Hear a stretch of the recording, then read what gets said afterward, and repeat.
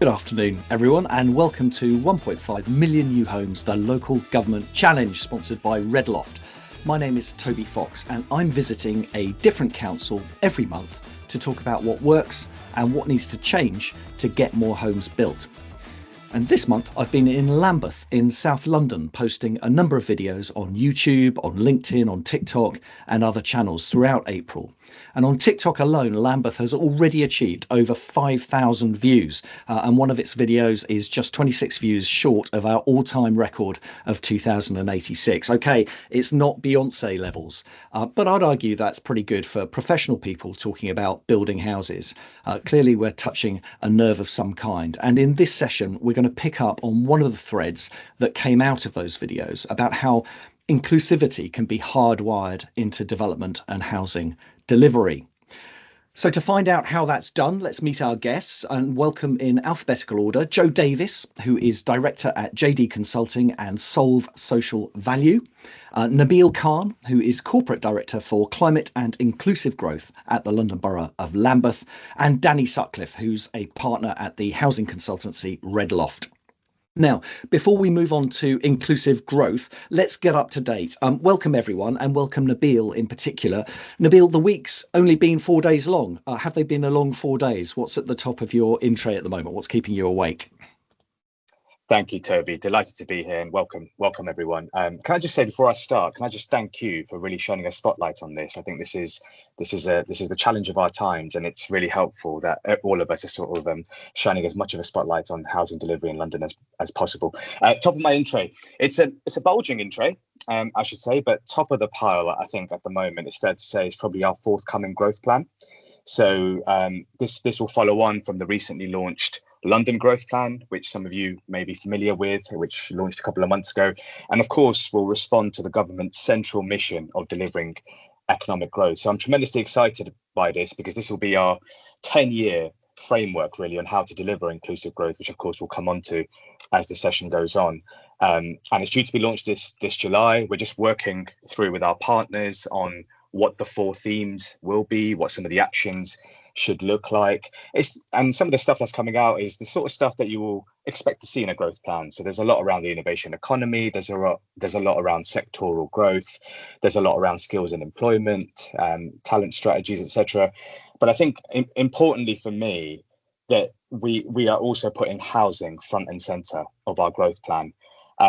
I think for your audience's benefit, I come from an unusual background when it comes to exec directors in London. I think most of my counterparts either come from a surveying or a planning background. I actually come from an economic development background, and I've always been very clear about the economic benefits of housing. So it's not just a place to live and neighbourhoods to thrive in, but actually, if you don't deliver housing, you cannot get the growth that you want. So I'm really pleased to see actually it's going to form part of our sort of economic growth plan, the desire to deliver more housing. So all of that coming forward is probably top of my list because that brings together, I suppose, my full range of responsibilities for Lambeth into one grand master plan, if I can call it that, really.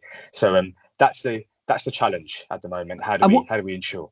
And what sort of challenges does that give rise to, Nabeel, in like practical terms on a day-to-day basis? What do you have to do in order to make that come to fruition, in order to join your plan up with the London plan, and in order to kind of make sure that it's deliverable? Yeah, so I think the first thing to say, it's a really good question actually, because we are great in local government at drawing up documents and then letting them sit on a shelf somewhere, not to be sort of looked at ever again. And the key to a sort of successful growth plan for me is the buy-in from partners, really. So this is not a Lambeth Council growth plan. This is a Lambeth Borough growth plan. So that means our health partners, our academic institutions, our further education providers, our schools, they need to see themselves reflected in what our vision of growth is, really. And that's where the inclusivity bit really comes round.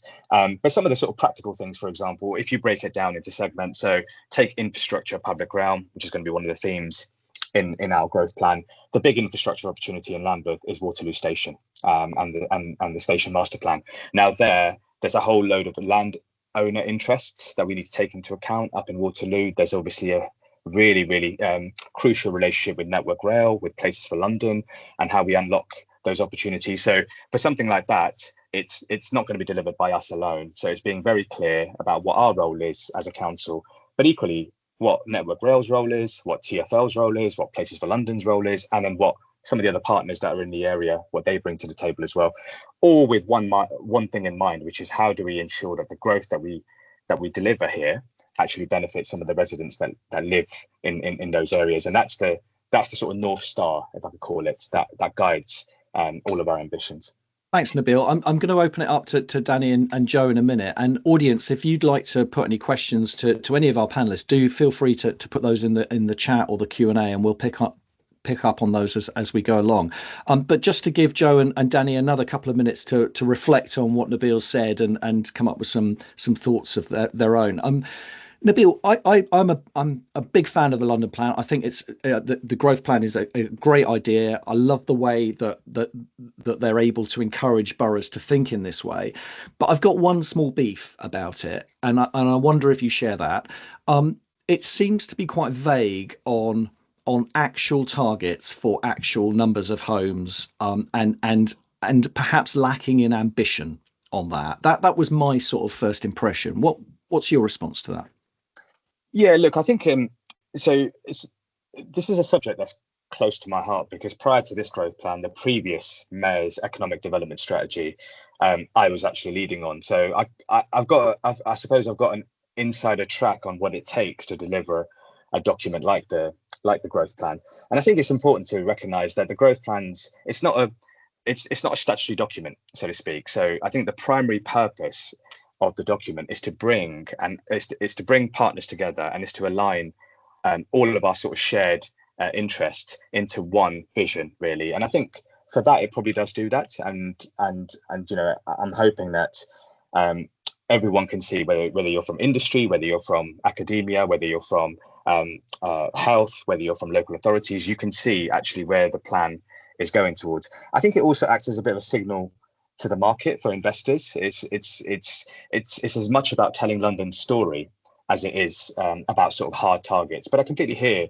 what you're saying, Toby. I think about the need for quantifiable targets. I think what I would say is, one thing I hear a lot, and I'm hearing this about the Lambeth growth plan actually, from some of our developers and some of the investors we've been consulting with, is and not in these words, I'm paraphrasing, but something along the lines of, that's fantastic, it's great to have a vision, great to have alignment, great to bring all this together, but really it's planning, it's your local plan that we're very interested in. And I think what my reflection on that, and what I say to those investors, is the local plan review will follow.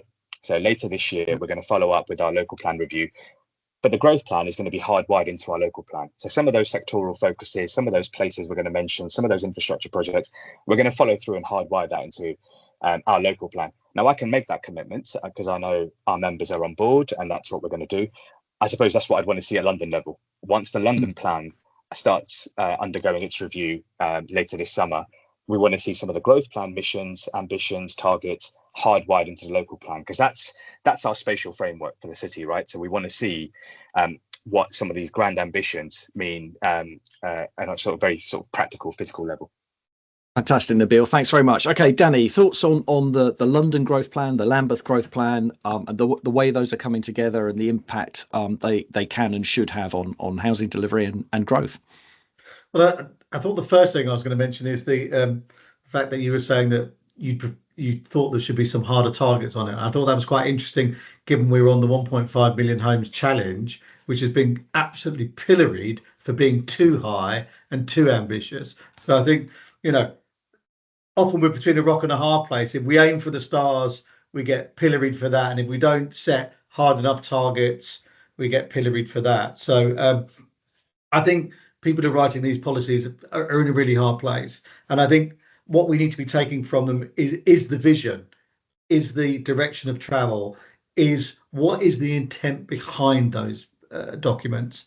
And it's really heartening to hear Nabeel saying that housing is front and centre. Obviously, I've worked in housing for a very long time and absolutely believe in the power of its regeneration and its ability to improve the lives of local people, but also improve the economy as well. There's been a lot of work done on on what the housing pound does. And I think the latest one from the Nat Fed says that every pound spent is £5 boosting in the economy, jobs, places, well-being, all of those sorts of things. And I think we're going to talk about that later today. We don't measure that enough. I don't think we measure the kind of health and well-being impact of a good home enough. We've been doing lots of work on regenerative impact of housing, but we don't say, what is the value of a safe and secure home? How do we value someone feeling secure, having a stable home? How do we value the health benefits? And we're doing more work on that of someone who's got a good stable home. So that was my first one on that. And just on all those growth zones, brilliant to see. I mean, that's what we need, don't we? We need more of these growth targets. We need more oomph behind all of them to get things moving. It's been a long 14, 15 years under the last central administration, and they did not have any kind of impetus behind housing. I mean, I think the first budget didn't even have any funding for any social rent whatsoever, and then kind of invented affordable rent, which wasn't affordable. So there wasn't the political will behind that. And what's nice to see now is that central government and therefore other local governments have got political will to build homes. We know we've got a housing crisis. We know we're spending, 4 million a week now on temporary accommodation. It's billions and billions and billions across the country, and we need to change that. And I've said on a number of these webinars before, that's not going to happen overnight. This crisis is 40 years in the making. It goes back to 79, 80, when there was a real change in what affordable housing was being delivered for, and we need to change that back. But every step with the new growth plans is a step in the right direction. Thanks, Danny. It's an interesting moment politically, isn't it? Because we're approaching local elections in a number of places outside London, and it looks like the forecasts are like that the government's going to get lambasted for a sort of a lack of change. I think more than anything else, that seems to be the general sense of the population. But what we're saying here is that they are managing to start joining up the dots between the different parts of the economy from a housing perspective that's needed. We need to understand that we're building these houses in order to achieve growth, right? That is one of the primary objectives. There's a direct positive benefit to the economy and to people's pockets if we can get more homes built. Even if we don't look at the fact that there are thousands and thousands of people without homes, and there's just a kind of human rights aspect to getting more homes built for them. So it's joining all those dots together that takes time, and one wonders whether the government is going to get the time to actually deliver on that. Joe, what are your reflections on the London growth plan, the Lambeth growth plan, and how those things knit together in housing delivery? Yeah, thanks, Toby. I've reflected a little bit of similar subjects that Danny touched on, but for me, and it's one thing that kind of stuck in my mind from some of your previous work that you've done around the 1.5 million homes podcasts, etc.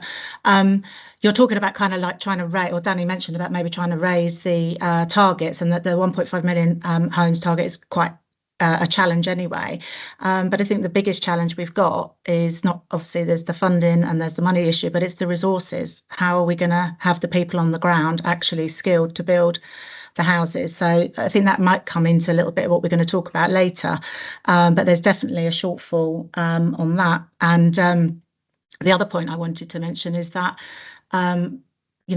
there is a lot of reflection around the cost, and and how are we going to fund all of this in terms of government funds and the actual money to actually build the homes. But what about that wider investment and that added value that wider investment brings? Like, is that all kind of included within those kind of growth plans and the financial forecasting? Because we talk a lot about cost, but what about translating that a little bit more to investment because of what you're going to get in the long term for it? Yeah, absolutely, good points. And there is we'll come back to the kind of skills aspect, but actually zeroing in on something like from the big sort of London plan to the Lambeth plan down to a specific project. Nabeel, you mentioned Waterloo. I'm sort of fairly well known now for asking really stupid questions, so apologies in advance. But Waterloo, I've lived in London all my life. Waterloo has been around for a long, long time, and it's needed some change for a long, long time. Why does it take so long? Why now? Why not 10 years ago? Why not 15 years ago? Why are we looking at Waterloo now? And how does that kind of the London plan, London growth plan, Lambeth growth plan, how do those things kind of move in their tectonic ways to bring a project like that forward?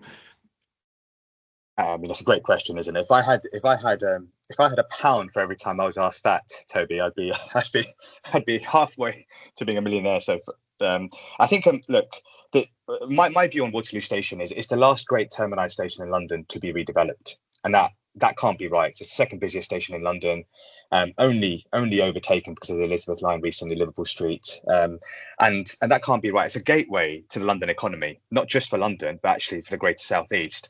And when you start thinking about the economic opportunity around that, it does baffle as to why it hasn't come forward today. And there's a whole series of good reasons. I'm not saying I wouldn't justify them, but good reasons as to why it takes so long to deliver certainly major infrastructure projects. These are long-term projects. There's a lot of it's a built-up part of London, as you guys all know. There are heritage concerns in that area. It's obviously across the river from a World Heritage Site, which adds its own let's just say nuances to development discussions. Landowner interests, I think I would say as well. There are multiple landowner interests. That's always a challenge when it comes to large infrastructure projects. And then of course, Network Rail have been doing a grand job in focusing in other parts of London at the moment. And I think now it's fair to say, with the sort of planning application submitted for Liverpool Street, when I speak to Network Rail colleagues, they're very keen to bring Waterloo and then Victoria forward as well. So I think now's the time. I also think there's a recognition that without without the sort of Waterloo Station master plan being put in place, we can't unlock some of the value. And then that has direct implications for us as a world city. So if you think about the South Bank cluster, world-class cultural cluster, and we want it to have world-class public realm. We want it to have world-class commercial office space, grade A office space. And there's a sense that actually now all of these things are coming together at the right moment, and all the partners are up for it. Everyone's bought into it. The local community want to see change, importantly as well. So there's that real buy-in from the ground up, and all the stars are aligning really. So I think fingers crossed this time we're gonna sort of move forward with the next phase of Waterloo. It's interesting you touched on the sort of capacity issue, like capacity of Network Rail, just to kind of bring these schemes forward at this scale, and the way that they've been staggered. It resonated with a comment someone made a few weeks ago about estate regeneration, and how there are only so many partners available to do the big projects. And when the boroughs bring their estate regen projects forward, sometimes there are 2 or 3 or 4 or even more that are coming towards tender at the same time, and that sort of restricted capacity of the construction and development sector to absorb all of that and to pay the price that it takes to bid for them and go through the tender process and so on. Have you ever thought about perhaps coordinating those big regen programs across different boroughs or with different boroughs, or do you do that? Is this just another stupid question?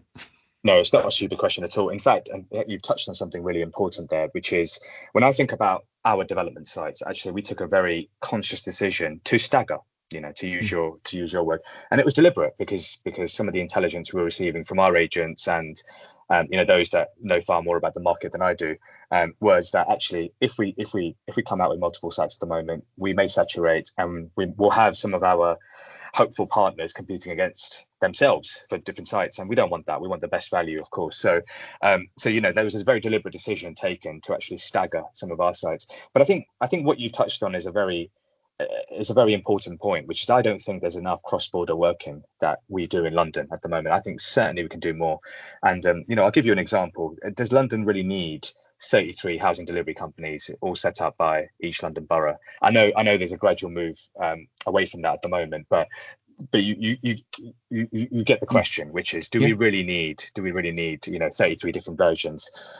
Is there something for me to do with my counterparts in Southwark and Wandsworth and say, look, we've got an RP set up, let's use that RP vehicle, we'll make sure that Wandsworth and Southwark get the benefits they want out of it, but let's just use one vehicle, as opposed to setting up various governance structures, various complicated ways of overseeing this, and then actually looking at this in a totality, not getting the best public value for each pound invested. So I think it's a really important point. Of course, we have to be mindful of the sort of local democracy factor in all this as well. So quite often, quite rightly, communities want direct input into some of the change they're seeing, and you'll have to sort of navigate that. But I do think one of the questions, sorry, this is going slightly off topic, but I'm following the devolution debate with great interest across the country. I'm following it with great interest, and I'm interested to see what it means in London at some point. I'm interested. I mean,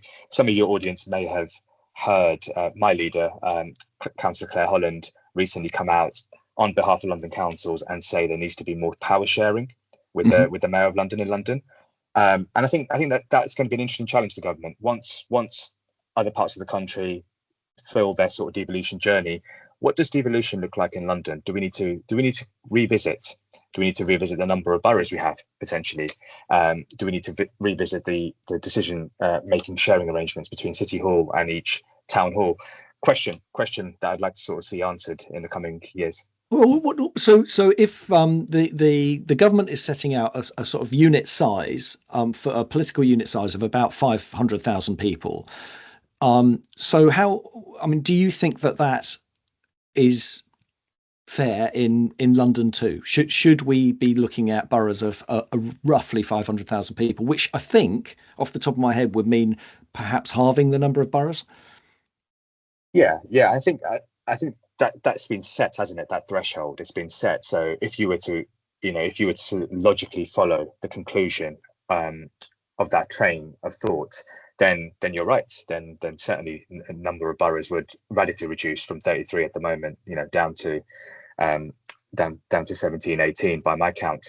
And that's another question really, because when it comes to housing delivery, my challenges are not too dissimilar to Southwark's challenges. Actually, my sites are quite similar to Southwark. Our geographies are quite similar. Our populations are quite similar. And, arguably, I should be working more closely with my counterpart in Southwark and bringing forward some of those sites. And I think that's a fair challenge to local government, by the way. And I'm sort of mature enough to accept that and say, what can we be doing? Leave devolution aside, leave boundary changes aside, leave mergers aside. Even as it currently is, could we be doing more across borough boundaries to bring forward housing? And without going into sort of the specifics, I think the answer is yes. I think we can and we should be.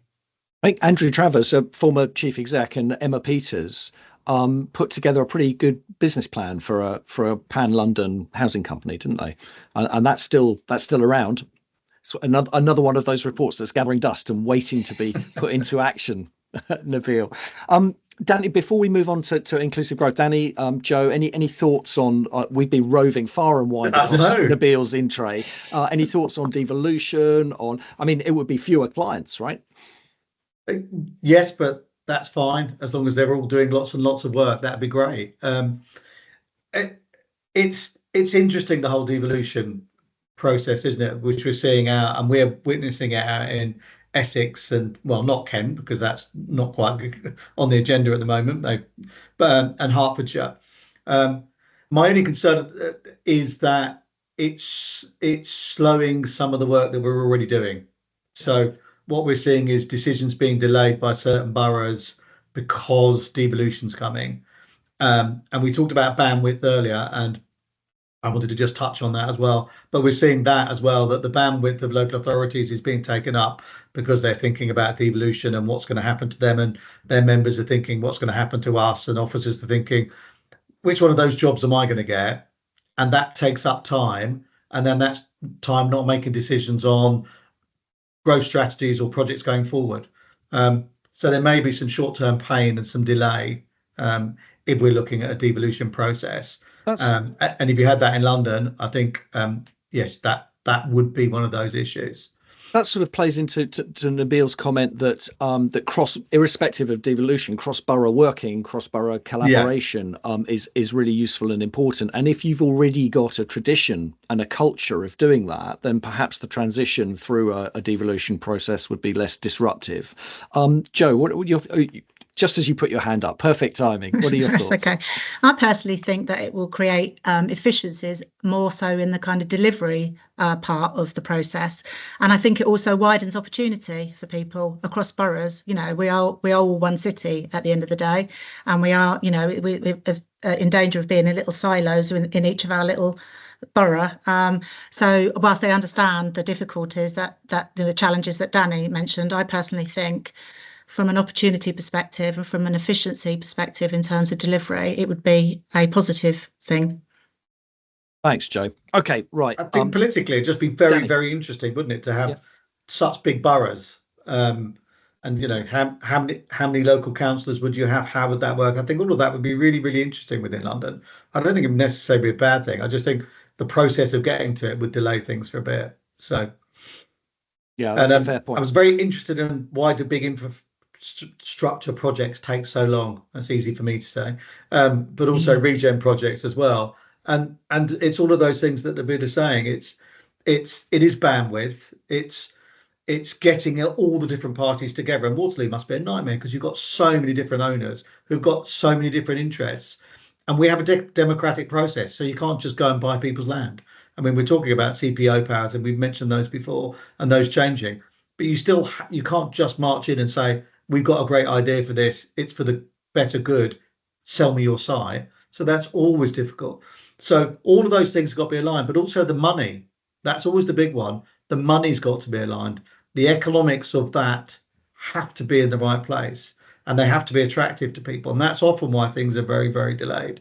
And it's certainly why often regeneration projects are delayed is the economics of it. It's making them work. It's making them financially work so people can invest and see a return. And I think we're going to touch on this later. I don't think we value the inclusivity enough, and we're going to talk about that. We don't value the health benefits and all of those outputs in a way which make a lot of these regeneration schemes fly if we were to actually look at it in the round and say, if we change all of this, the health benefits would be worth, you know, X to the NHS because we won't have as many people ill, we won't have people using different services. But we don't do that. We do all our pots in silos. Perfect segue, Danny. Thank you very much. So, Nabeel, when we were talking about what topic to base this webinar on, you were very specifically hit on inclusive growth. So tell us why that is, and let's dive straight into the detail as well, and respond to Danny's point. How do you measure it? How do you know when you're achieving it? Yeah, great question again, Toby. I mean, I should say, by the way, Danny's completely spot on about the measuring bit. What's that old quote? Someone smarter than me will remind me, but if you don't measure it, it doesn't. You can't manage it. Yeah, that's it, something like that. There you go. And it's so true. It's so true. And you know, at my level, that becomes critical because you know I'm not involved in this sort of day-to-day sort of negotiations. But what I am involved in is setting the vision, setting the strategy, and then monitoring how we perform against it and ensuring that the outcomes that we set out to achieve are actually achieved. So the measuring bit is absolutely crucial. I think to sort of answer your question, a better question would be who we don't partner with, really. So I think where I'm very clear, we've got our values, we've got our red lines. We're very clear with whomever partner walks through my front door about what those red lines are. And if your values align with us, we are pragmatic. We want to hear how we can help you. Ultimately, this is not an adversarial relationship. This should be a win-win. That's where everyone benefits. We benefit as a council. Our partners benefit as our partners, and our community ultimately benefit. So I think that's the. Sorry, how do you assess and measure values, Nabeel? So I mean, a lot comes, to be honest, it comes down to relationships. It comes down to people. It comes down to, I'm a big believer in face-to-face engagement. I'm a big believer in actually, pressing flesh and just seeing the whites of people's eyes and understanding what makes them tick, whether that's a business, what's, and looking at their track record. Obviously, you can get a lot. There is a reason. Post-pandemic, we've all bounced back to face-to-face business relationships again, because there's you can't manufacture the trust element that comes from directly doing business. So I think there's an element of, it's intangible. Going back to Danny's point, it's not, you can't specifically measure it. I mean, everyone says fluffy things on their websites, and everyone's got the same values on appearance. But I think following through and seeing people's track record and how they actually deliver, that gives you a sense of, actually, these guys can walk the walk as well as talk the talk.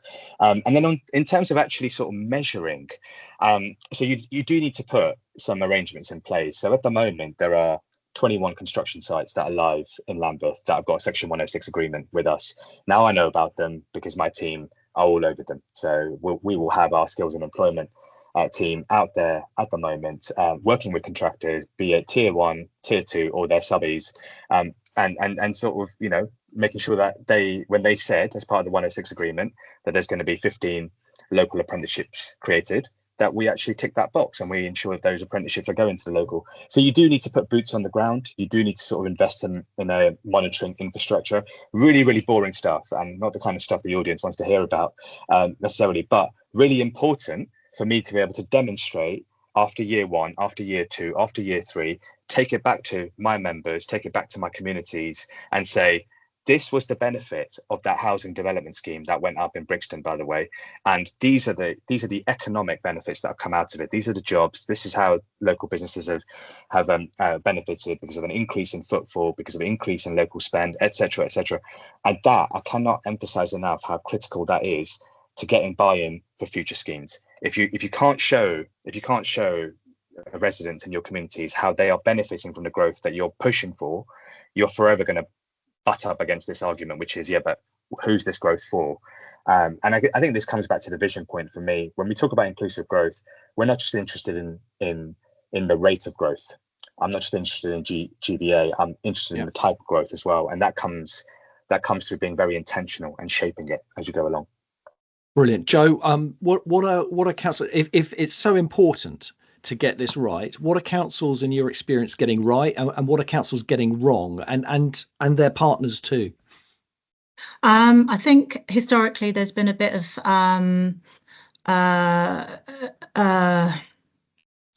lack of understanding from councils as to what their supply chain can actually deliver a lot of the time. I think that there has been historically a little bit of metrics in terms of an apprentice per X amount of square foot of development. That doesn't always work, because you might have one apprentice, but the project might only be on site for 18 months. I'm just talking about the much smaller schemes, for example. So I do think that there needs to be a little bit more flexibility. I think sometimes as well, from my personal experience, the reporting process is a bit antiquated. It could be a bit easier, and every council reports differently, which is when you're actually on the ground trying to deliver it and trying to, it's kind of gets pushed to the too hard pile, because you've got to, some councils have got better portals that are much easier to use. Lambeth have a good one, so those kinds of problems. But I think also for me, listening to what Nabeel said, is I think it's really, really important to look at the long game and the long-term outcomes. So for me, again, personal experience working within Lambeth and taking a young chap from the NEET category through to an apprentice, and now 4 years later he's still doing really well in that apprenticeship. Can you just explain NEET? Sorry, Joe. Sorry, not in employment, education or training. Yep. So the social value aspects of that kind of thing, and the employers, because you're kind of looking for maybe people that are furthest away from the workplace or have the least opportunity. So for me, that might only be one person, but that is 4 years down the line, that guy's still doing really, really well. Whereas, you don't want everything just to be project based or regen based. Like, we've got 4 apprentices on this site. It finishes in 36 months and then they drop off the radar. That isn't a positive outcome. So it's much more, and that's I think like that kind of like whole cross collaboration across councils across London. You just open up so much more opportunity, and that kind of investment as well. I think as something that I said previously in terms of resource. I have so many ideas about how we could do this better, and have sorry. Give us one. So let's say that there's a development, and you've got you've got all the councils come together, and through your collaboration and consultation with your residents, you find a pool of people that want to work, that want to train, that want to upskill. And they become part of a pool of people, because quite often what happens is you agree an employment and skills plan, and then you've got to go physically find somebody. And some of the councils are there, and they have teams like Nabeel's team. They help you find those people, but it is a little bit disjointed, and it can take quite a long time to get there. What about we had this pool of people there waiting, ready, willing to work, and how much value that would add? If you go into a community, say we're going to build this, we need 20 people to be employed or upskilled, and everyone puts their hand up, you've got it there sitting waiting for you to use. It's a resource that we don't have at the moment. I mean, you could argue that you've got a whole bunch of schools that are in that borough, and there is your pool, right? And you go to them at an early age, and you start talking to them about the plans that are coming forward and the sorts of jobs that are going to be available in 2 years, in 5 years, in 10 years, and maybe that's a sort of thought through way of doing that. I'm going to come back to you, Nabeel, for comments any second now. But Danny, I've talked to you while you're writing bids or helping developers with bids that are going into local authorities. What do they get right and what do they get wrong around inclusivity, and what you think councils want to hear, and how you think councils judge their values? I've seen a real upskill from developers, and we talked earlier about the number of developers that there are partnership contractors, and we have seen the number of partnership contractors really reduce.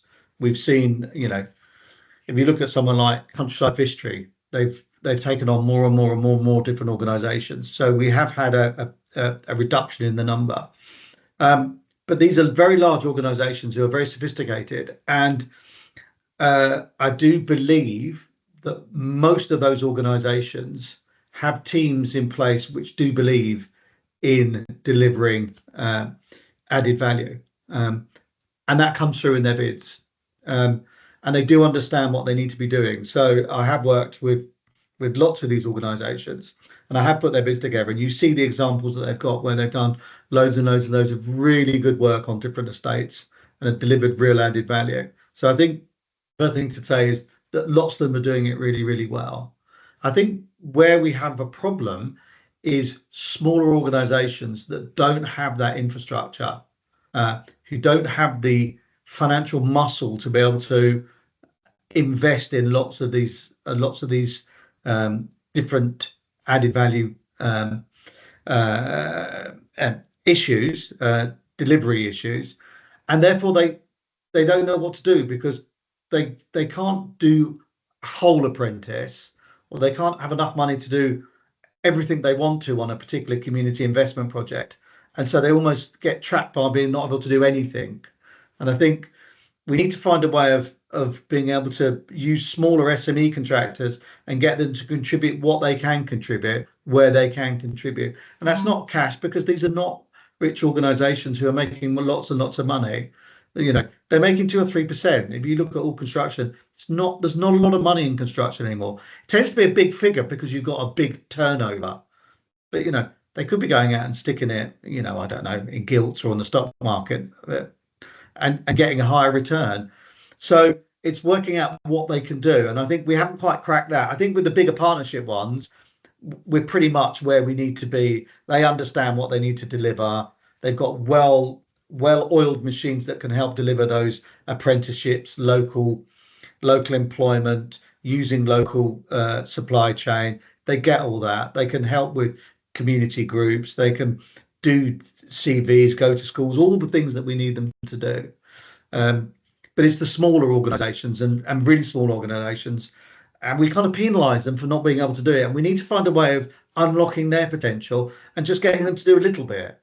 That's brilliant, Danny. Thanks. Okay, so Nabeel, we've got Joe's point that Samantha Phelps in the audience has agreed with around that kind of cross-border collaboration for apprenticeships, for creating a pool of local people who want to get involved in projects, and just because a borough boundary line falls 100 meters away from the red line of a project, why are we discounting or not connecting with the people on the other side of that borough line? So that's one point. And then, are large partners, development partners, getting it right, as Danny states? Do they have the well-oiled machines that are delivering what you need? And if you really want to hardwire inclusivity into regeneration and housing delivery, you've got to be putting your arms around the SMEs, right? They're the organisations that you really want to empower. So how can you bring them inside this process and help them deliver inclusivity in the way that you need it done?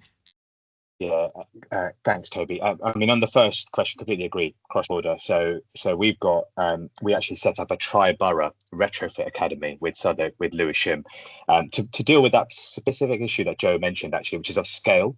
There's no point setting up a retrofit academy and training up just Lambeth residents who are interested in sort of pursuing a career in retrofit. It makes far more sense for us to do it at scale and do it across border, with a sort of population of 1 million or so across our 3 boroughs. Suddenly it starts to make sense. And also we've got a much more stronger pipeline to potentially feed into those skilled up folks. So I completely agree on cross border. And there is some great examples going on across London, by the way, including in Lambeth. What we're not great at is scaling up. So I think it's taking those individual projects, individual initiatives, and just superpowering, powering them up. And that's a discussion with government, that's a discussion with GLA, just really, how do we power up existing really interesting initiatives that have been started on this agenda? On Danny's points, yes, completely. I think one thing that we could do is just be better or be more intelligent clients. So procurement is obviously, some people love procurement, some people hate it. I see it as a really important lever in helping us get the outcomes that we want, but actually also helping our partners in understanding what it is that they can deliver and what we're going to value. So if I take 49 Brixton Station Road, which is a mixed use scheme we're bringing forward in Brixton, there within the procurement process, we were very clear. We were going to weight social value quite highly, actually, more higher than arguably we've done historically for some of our other regen schemes. But then that drove certain behaviours from the bidders, and it ensured that actually part of the tendering process, things like co-design, things like public engagement, things like thinking outside the box about actually how else can we incorporate social value into this proposal, was given a bit more thought. So I think we can help by being more intelligent clients and using the procurement powers that we have more intelligently. But that requires, and it comes back to a point Danny was making at the start, it requires resource and it requires intention, really. And of course, the bandwidth to do that is not consistent across all local authorities. So that's a challenge for us. How do we take good practice in one place and start to sort of consistently apply it across, so that if you're a developer, it doesn't matter whether you come into Lambeth or Westminster or Camden or Havering, you're getting a similar level of consistent approaches, really, which obviously helps everyone gain. Nabeel, it's the perfect note to end on. The time has. Okay. Danny, you get one last word in. Be quick. And my one is that I think we need to proselytise more about how great working in construction is. I think one of the things we have is, it's a bit of a cliche, isn't it? But everybody wants to work, everybody wants to be a media personality or famous or, or be a DJ or whatever. And I don't think people recognise what a great career working in construction is and how many different jobs there are and how much fun it can be. And I think all of us in the industry have a duty to bang the drum for how good it is to work in this and really push it, because I think it's one of those things that people fall into and then don't fall out of because they really enjoy it. I think what we need to see trending is Instagram moments on building sites. that there aren't nearly enough of those on Instagram, and I'm gonna close the session on that note. We've got to end it because all our viewers have other Teams meetings to go to, and they might have finished their sandwiches by now. But testament, Nabeel, to you and to Lambeth's draw, you're not only going to be our most viewed videos, so viewers get onto YouTube and watch those videos. You've also managed to increase the number of viewers during this webinar, which never happens. It always goes down, it never goes up, but it's gone up today. So well done. Warmest thanks for joining us, viewers, during your lunch hour, and please join me in thanking our speakers for providing so much food for thought. Right, thank you to Joe Davis of JD Consulting and Solve Social Value. Thank you to Nabeel Khan from Lambeth Council, and thank you, Danny Sutcliffe from Loft, both for your contribution to the conversation and your sponsorship, which has made the webinar and the whole Lambeth season possible. We're going to be back on Friday the 30th of May with Westminster City Council, so watch out for our video interviews from Westminster, which we start publishing on May the 9th. But in the meantime, thanks again to Nabeel and to Danny Adilapur and Luke Kelly, who took part in the videos, and to everyone at Lambeth Council for your contribution to 1.5 million new homes.